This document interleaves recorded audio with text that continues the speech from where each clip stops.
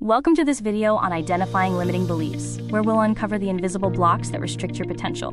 This is a forensic toolkit for isolating those deeply ingrained assumptions.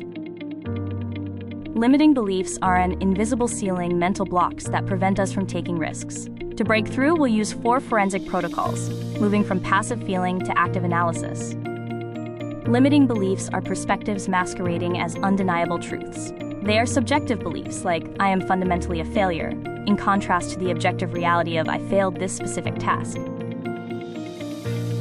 Limiting beliefs fall into 3 main categories: beliefs about self, concerning worth or capability; beliefs about world, assumptions about external hostility; and beliefs about possibility, skepticism regarding future potential. Now we move into phase 2, the excavation tools. We can't fix what we can't see. The following protocols are designed to bring these invisible beliefs into the light. Tool 01 is the why chain, or root cause analysis. We trace a surface-level frustration back to its structural origin by repeatedly asking why until we hit the bedrock belief. In this case study of the public speaking block, we see how asking why transforms a symptom, I never apply for leadership positions, into the bedrock belief, I must be perfect, or people will judge me harshly. Tool 02 is the language scanner, catching the absolutes. Limiting beliefs manifest as absolute statements. Words like always, never, must, and can't are red flags signaling a fixed mindset.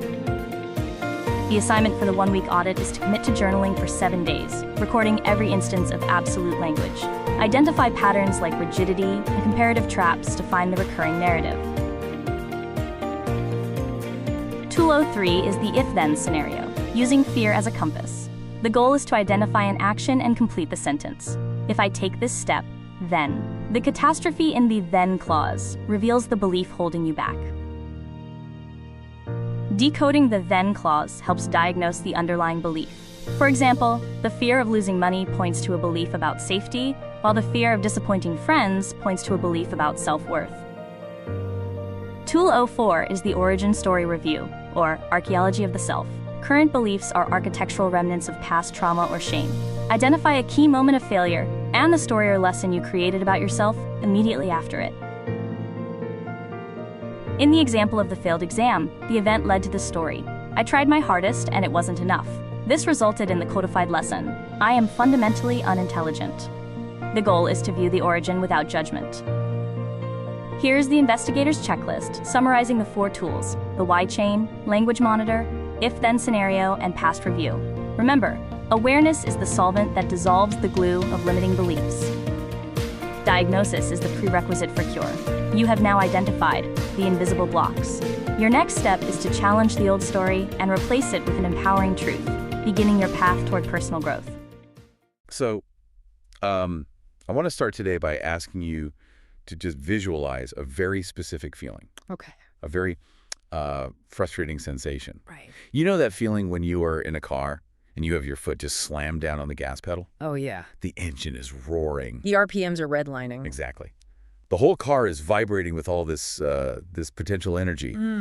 You are expending a massive amount of fuel and effort. But you're in neutral. You are neutral. You aren't moving. Not an inch. It's the definition of exhaustion without progress. Yeah. It's that sensation of being stuck in the mud where the harder you spin the wheels, the deeper you just seem to sink. Exactly. And I think, I think every single person listening to this has felt that in some area of their life. Assuredly. Maybe it's a career move you've been talking about for 5 years, but you just haven't made it. Or a book you want to write. Right. You have the outline. You have the laptop sitting right there. But you just never open the document. Never open it. Or maybe it's finally getting into shape. You see the goal. You really genuinely want the goal. But you just don't do it. You don't do it. And usually when we find ourselves in that position, stalled out on the side of the road, we have a very specific script we read to ourselves. We beat ourselves up. Completely. We say, I'm just lazy.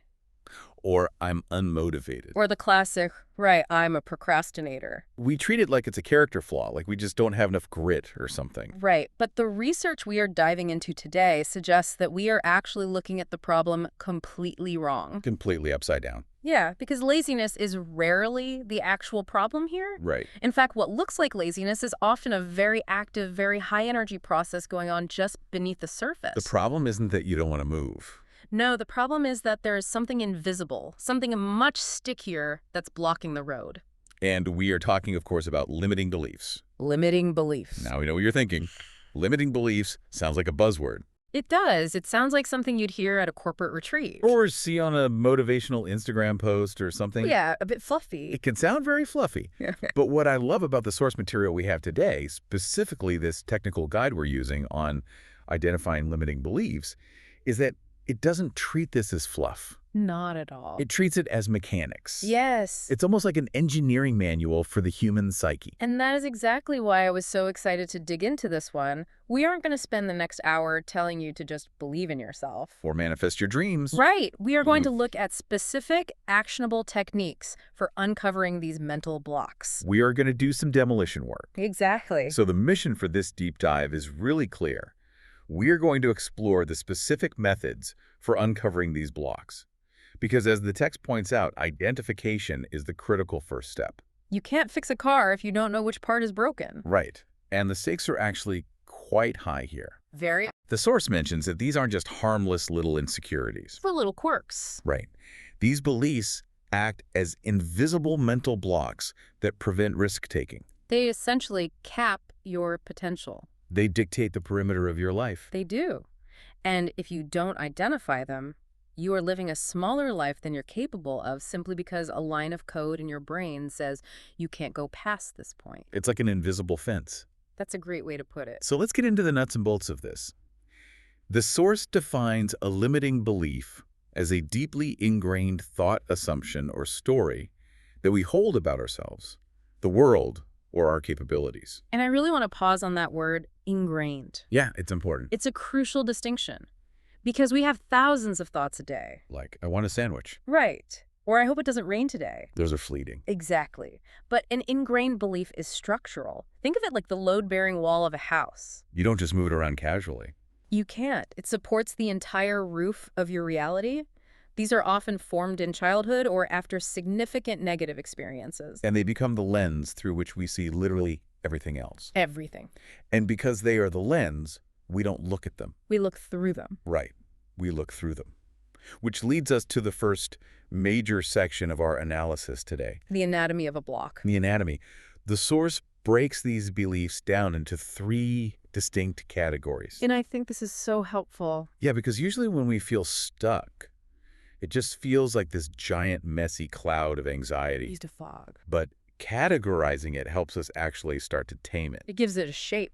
Before we list the categories, though, the text highlights a really scary characteristic of these beliefs. Their deceptive nature. They are so deceptive, they don't feel like beliefs at all. No, they feel like undeniable truths. Right. If you have a limiting belief that says, I'm unlovable or I am bad with numbers, it doesn't feel like a theory you're actively testing. It feels as objective as gravity. Exactly. Like gravity makes things fall or the sky is blue. The person holding the belief cannot distinguish between a subjective perspective and an objective reality. It's essentially hallucination of reality. It is. It really is. And that's why we need to break them down. So let's look at category 1. Okay. This is the one we are probably most familiar with. Beliefs about self. Right. These are the identity statements. The I am proclamations. Correct. The examples provided are things like, I'm not smart enough. Or I'm not lovable. Or I'm always a failure. These are statements that define the absolute core of your being.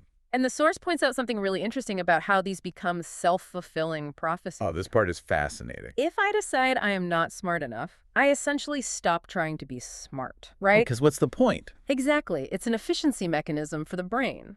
The brain loves efficiency. It does. If you believe you are fundamentally not smart, then studying for a test is just a massive waste of energy. Why burn calories on an impossible task? Right, so you don't study. Then inevitably, you fail the test. And your brain goes, see? See? I told you so. You aren't smart. The belief creates the behavior. The behavior creates the result. And the result reinforces the belief. It's a closed loop. A completely closed loop. And it's so hard to break because the evidence seems so real to you. Because you did fail the test. You actually failed it. But you failed it because of the belief, not because of your capacity. Precisely. You essentially engineered your own failure to prove your belief right. Okay, so that's category 1. Let's look at category 2. This one is a bit trickier. Yeah, because it does look internal. Right, it's beliefs about the world. This is where we project our own stuff onto the environment. Yes. The text gives examples like, the world is dangerous, or all people are selfish. Or success requires ruthless behavior. Success requires ruthless behavior. That is a massive one. I hear that all the time. Oh, absolutely. It's the whole nice guys finish last idea. Yes.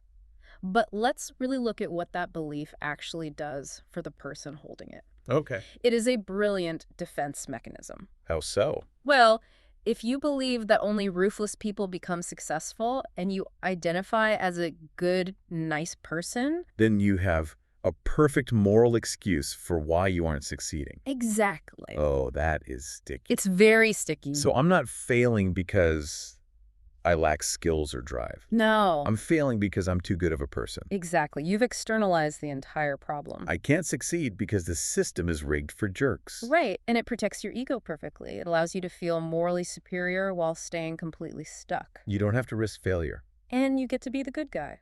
Why would you ever want to let go of that belief? You wouldn't. It's too comfortable. That is just devastatingly insightful. It shows how these beliefs actually serve us in a twisted sort of way. They do. They keep us safe and comfortable. But comfort is the enemy of growth here. Always. And that brings us to category 3. Beliefs about possibilities. Right. This one focuses entirely on the future. Examples like, it's too late for me to start. Or change is too hard. Or I can't make a living doing what I love. It's too late for me to start. That one is just tragic. It really is. And you see it in people of all ages. You have 25-year-olds thinking it's too late to change careers. And 50-year-olds thinking it's too late to find love. It's a belief that attacks potential directly. It attacks the future. It creates a narrative where the story is just already over. It says the window has closed. And if you believe the window is closed, you won't even walk over to check the latch. You just sit in the dark. It breeds total passivity. Complete passivity. But we have these 3 buckets. Who we are. How the world works. And what is possible. Right. Now that we've categorized the enemy, we need to talk about how to actually fight it. Yes. Because, as we've said, these things are invisible. They hide in plain sight. They camouflage themselves as logic. They really do. Yeah. So we need tools to strip away that camouflage. And the source provides 4 specific techniques for this. And we are going to go through them one by one. This is the real technical part of the deep dive. Let's get into it. The first technique is called the why question chain, or root cause analysis. Right. This reminds me a lot of the 5 whys from the business world. It's exactly that, but applied to the psyche instead of a factory floor. Right. In manufacturing, if a machine breaks, you ask why. Because the fuse blew? Why did the fuse blow? Because the motor overheated. Exactly. You keep going down the chain until you find the root defect. Here we are looking for defects in our own internal logic. Let's walk through the example from the text, because I think seeing it in action is the absolute best way to grasp it. I agree. The scenario starts with a surface-level frustration. A person says, I never apply for the leadership positions at work. Okay, that is the behavior. That's the symptom. Right. Now, if you asked this person at a dinner party why they don't apply, what would they say? Oh, they'd probably say, I'm just really busy right now. Or, I like my current team. Or, I don't want the headache of management. Exactly. They give the socially acceptable surface-level excuse. And most of us stop right there. We believe our own PR. We really do. Yeah. But the why chain demands that we dig. Yes. So step 1 is that surface statement. Step 2 is the first why. Why don't I apply? And the honest answer given in the example is because I think I'll mess up the interview. Okay, so we've moved from I don't want it to I'm afraid of the interview. That's a big shift already. But we don't stop. No. Step 3, the second why. Why do I think I'll mess up the interview? The answer is because I'm not a good public speaker. Now, again, this sounds like a fact. The person probably genuinely believes this. They can probably point to a specific time they stuttered in a meeting. Exactly. They have evidence. But is that the root? No. Step 4, the third why. Why am I not a good public speaker? Answer, because I always freeze when I'm the center of attention. Now we are getting visceral. Very. We are talking about a physical autonomic response. Freeze. But why does the brain freeze? Step 5, the final why. Why do I always freeze? And here's the reveal. The core revelation at the very bottom of the well. I must be perfect or people will judge me harshly. There it is. That is incredible. Look at how far that is from I don't want a leadership position. It has absolutely nothing to do with the job. Nothing to do with the interview either. Or even public speaking skills. It is a fundamental existential belief that imperfection equals danger. Yes. Because if you just stayed at the surface, how would you try to solve this? You'd probably just force yourself to apply, get incredibly stressed, and back out. Or maybe you'd take a public speaking class. Right, you'd spend money on a Toastmasters course. And you might become a technically better speaker, but you would still freeze. Because the root cause hasn't been touched. Exactly. The fear of judgment is still there.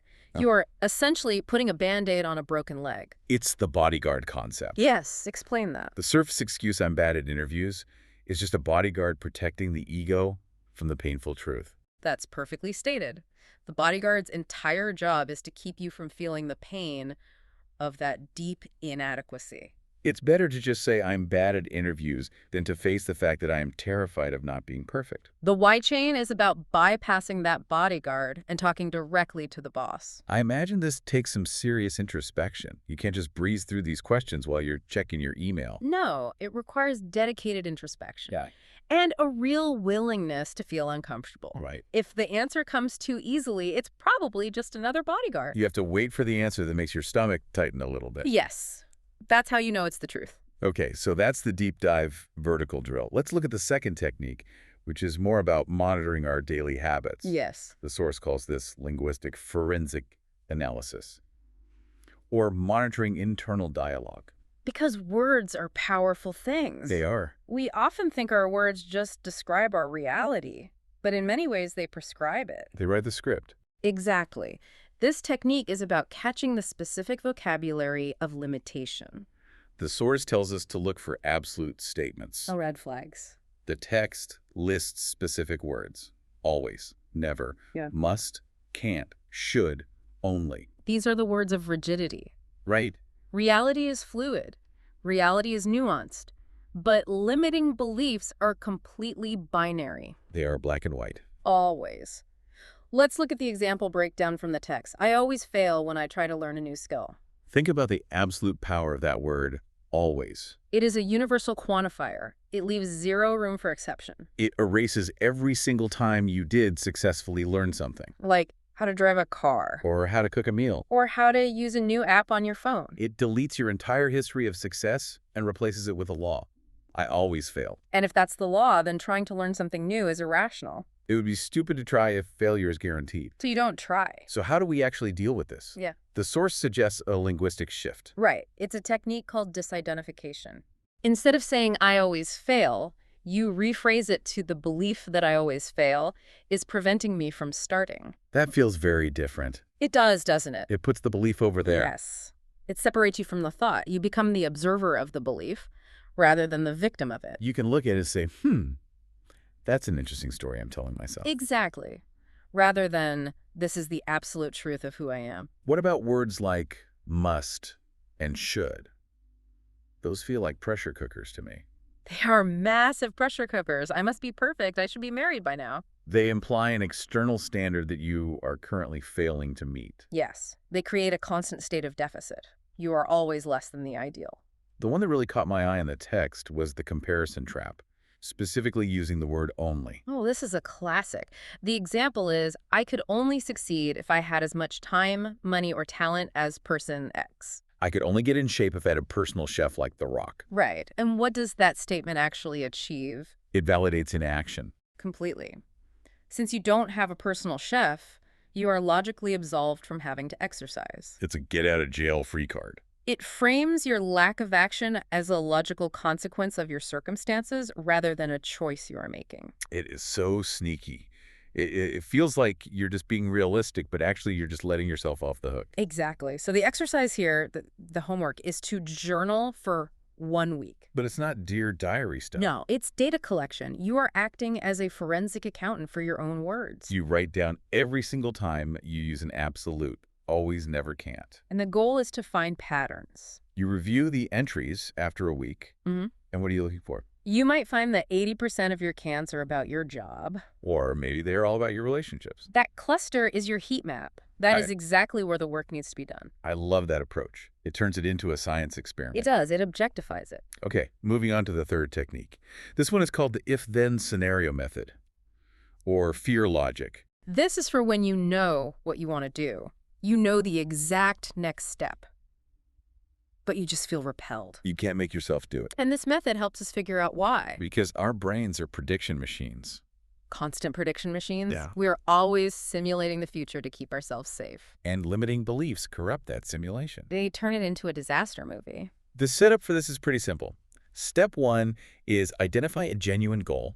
Let's use start my own business. Okay. Step two is state the very next action. File the paperwork. Right.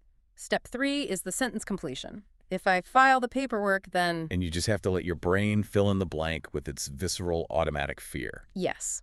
The source gives 2 scenarios here that I think are brilliant because they show how the exact same action can be blocked by completely opposite fears. Let's look at scenario A. Okay. The person says, if I file the paperwork, then I'll be committed and I might fail and lose all my money. Okay. Classic fear of failure. Right. The underlying belief is I am not capable of managing risk, or starting a business is too dangerous for me. This person is blocked by a safety concern. Now look at scenario B. Exact same action. If I file the paperwork, then my friends will expect me to succeed, and I can't handle that pressure. This is completely different. Completely. This is the fear of success, or more accurately, the fear of expectation. Right. This person isn't worried about losing money. They're worried about losing their anonymity or their freedom or their peer group dynamics. The belief is my worth depends on others' approval, or success equals alienation. That is such a critical distinction because if you treat person B for fear of failure, if you give them a safety net and a financial planner, they still won't move. Because that's not what they're afraid of. Exactly. You could guarantee person B $1 million and they might be more terrified because that increases the pressure. Knowing your specific if-then logic is the only way to know which monster you are actually fighting. It's fascinating how personal this is. 2 people standing frozen at the exact same starting line, but their internal movies are completely different genres. And that's why generic advice like, just do it, often fails so spectacularly. It doesn't address the specific horror movie playing in your head. Okay, let's go to the fourth and final technique. This one feels the heaviest, but maybe the most important. The origin story. Or reviewing past experiences. The archaeology of trauma. Yeah. We touched on this earlier, that these beliefs are often formed in childhood. This technique asks us to kind of time travel. To go back to the scene of the crime? The objective is to review key times in life involving shame, failure, or rejection. And I want to be really clear here. This is not about wallowing in the past. Right. It's about understanding the interpretation of the past. The failed exam case study in the text is a perfect example of this. It really is. So imagine a 10-year-old child fails a math test. That is the event. In a vacuum, it's just data. It just means user did not know the answers to these specific questions on this specific day. But kids don't think in data. No? They think in stories. They do. And they're egocentric. They think everything is about them. Right. So the critical questions we have to ask are, what story did I create about myself after this happened? And what lesson did I decide was true about my competence? In the example, the child doesn't decide I need to study harder. No. The child decides I am fundamentally unintelligent and working harder won't change that. That is the tragedy of it. The belief becomes, I am stupid. And think about the compounding interest on that belief over a lifetime. Oh, man. If you believe you are stupid at 10, do you raise your hand in class at 12? No. Do you apply for the honors program at 15? Definitely not. Do you go to college? Do you apply for the challenging job at 30? You probably don't. You steer clear of anything that might expose you. Exactly. You construct a life that accommodates the belief. You build a small life to fit the small box you built for yourself at age 10. The source emphasizes that we need to do this review without judgment. That feels really hard. It is hard. It's easy to look back and think, God, why was I so dramatic? But we have to have compassion for that younger version of ourselves. We have to realize that the belief was a protection mechanism. Protection. How does calling yourself stupid protect you? If you decide I'm stupid, then the next time you fail a test, it doesn't hurt as much. Oh. You can say, well, of course I failed. I'm stupid. It lowers the stakes. It numbs the pain of disappointment. It was a survival strategy. It's armor. It's armor. But the problem is you are now an adult and you are still wearing a suit of armor made for a 10-year-old. And it doesn't fit anymore. It's suffocating you. It's restricting your movement. So this technique is about thanking the armor for its service and then taking it off. Beautifully put. You acknowledge the origin, you understand the intent was safety, but you recognize that the utility has expired. This is deep work. It really is. Very deep. We've covered 4 incredibly powerful tools here. The why chain to find the root. The language monitor to catch the daily slips. The if-then method to predict the fear. And the past review to find the origin. It's a comprehensive toolkit. It attacks the problem from the logical, linguistic, predictive, and historical angles. But then this is but the source makes sure to mention that this is just the beginning. We need to talk about integration. Yes, section 6. Integration and next steps. The text explicitly states that identification is the critical first step. It is not the cure. Right. Just because I know I have a belief that I am unlovable doesn't mean it magically disappears the next morning? Correct. Awareness loosens the grip of the belief. It turns the light on in the room so you can see the monster is just a pile of laundry. But the neural pathways, the habits of thinking, are deep. They're like dry riverbeds. Water naturally wants to flow there. So what do?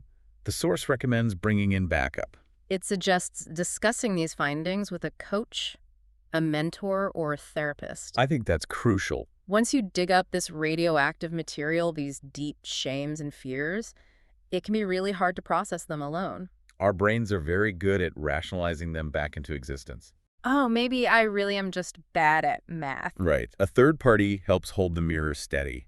And the ultimate goal is to move from identification to replacement. Installing empowering beliefs. Yes, but you can't install the new software until you've uninstalled the malware. That's what today was about. Finding the malware. I love that. We are the IT department for our own souls today. In a way, yes. And remember, these techniques work together. You might catch yourself saying, I can't. Which is the language monitor. Which triggers you to ask why. The why chain. Which leads you to a memory of a failure.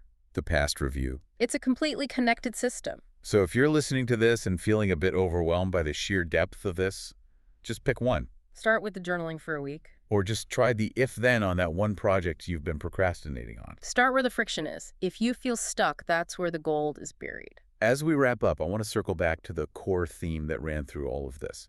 Subjective stories versus objective facts. It is the central thesis. Limiting beliefs hide because they look like facts.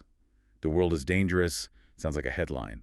It sounds real. But it is a story. It is a narrative overlay on top of reality. And the beautiful thing about stories is that they can be edited. It can be rewritten. You can't change the laws of physics, but you can change the laws of your own psychology. It reminds me of that Henry Ford quote, whether you think you can or you think you can't, you're right. He was tapping into this exact mechanism. Your belief dictates your behavior, and your behavior creates your reality. So bringing these beliefs into the light is the only way to break the spell. You have to see the story to change it. Precisely. Often just the act of seeing it, of saying, oh, look at that, I have a belief that I must be perfect, takes the power out of it. It becomes an object you can handle rather than the lens you are trapped behind. Before we sign off, I want to leave our listener with a challenge. A final provocative thought to carry into the rest of their day. Let's hear it. We talked about beliefs about the world.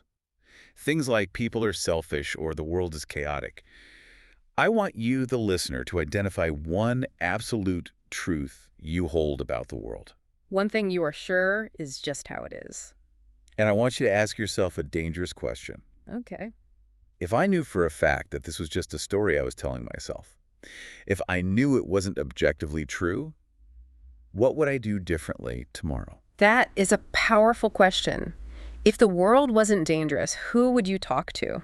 If people weren't selfish, what help would you ask for? Exactly. What would you do if the walls you see were actually just projections? It opens up a universe of possibility. It really does. Look, this is big work. It's hard work. It requires courage to look in the mirror. But as the source material shows us, it is entirely possible to dismantle these blocks. You don't have to stay stuck. The map is there. You just have to be willing to walk the path. Thanks for diving deep with us today. This was a good one. A pleasure as always. We'll catch you on the next deep dive. Take care.